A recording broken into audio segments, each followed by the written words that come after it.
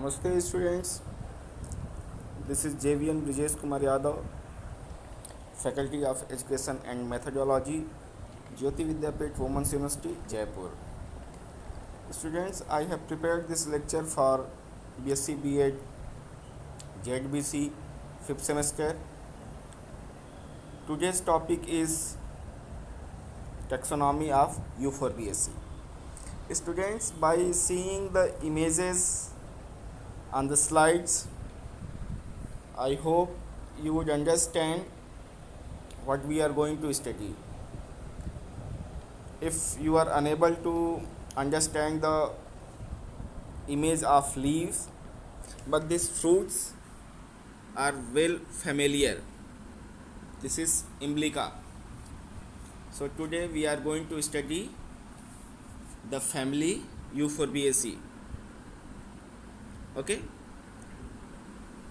Now, before going to start, I will give you one question. You write your answer in comment box that the leaves which you are seeing, the name of this plant. I can give you the clue.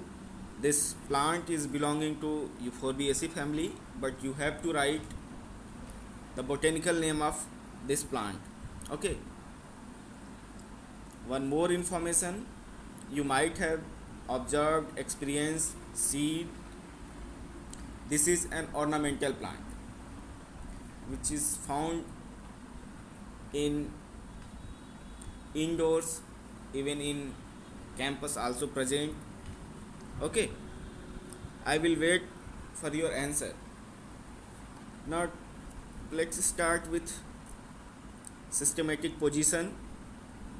Kingdom is Plantae, division Magnoliophyta, that is flowering plant, class Magnoliopsida, that is dicotyledon, subclass Rosidae, order Malpighiales, and family is Euphorbiaceae. Now introduction, there are about 283 genera and 7,300 species found in this family. They are distributed throughout the world, however they are not found in Arctic region. In India, some of the plants of this family is represented by several genera such as Euphorbia, Ricinus, Phyllanthus croton, Pediolenthus, many heart. Okay. Now characteristics of Euphorbiaceae. About habit, these plants exhibit great variation in their habits. They may be herbs, shrubs, and trees. And some of the examples of this category: herbs Euphorbia hereta, shrubs Pediolenthus jatropha, and tree Hevea brasiliensis, that is rubber tree, Phyllanthus imblica, that is amla, which you have seen on the first slide.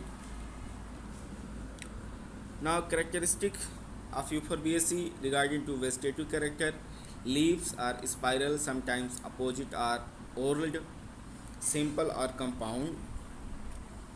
They have stipules which are large, represented by small glands, or it may be absent.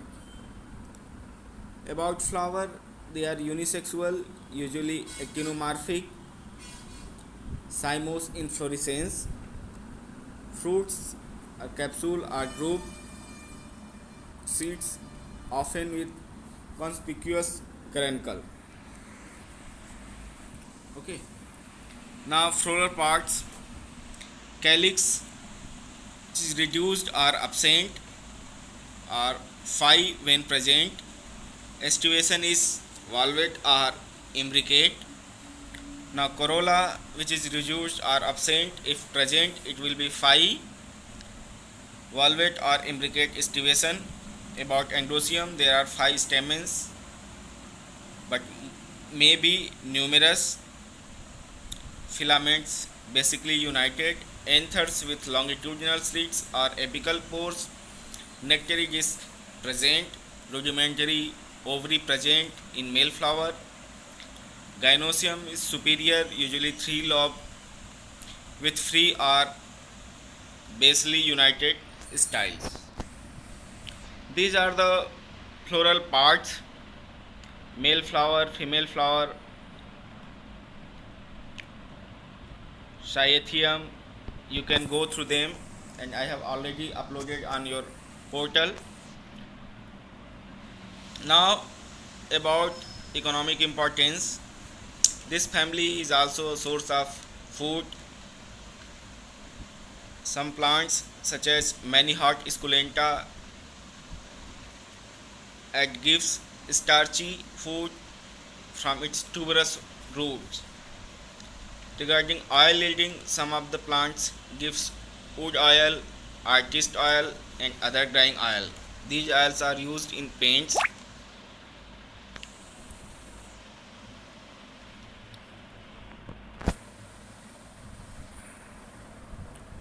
Some other economic importance: lubricants and purgatives, castor oil, poisons.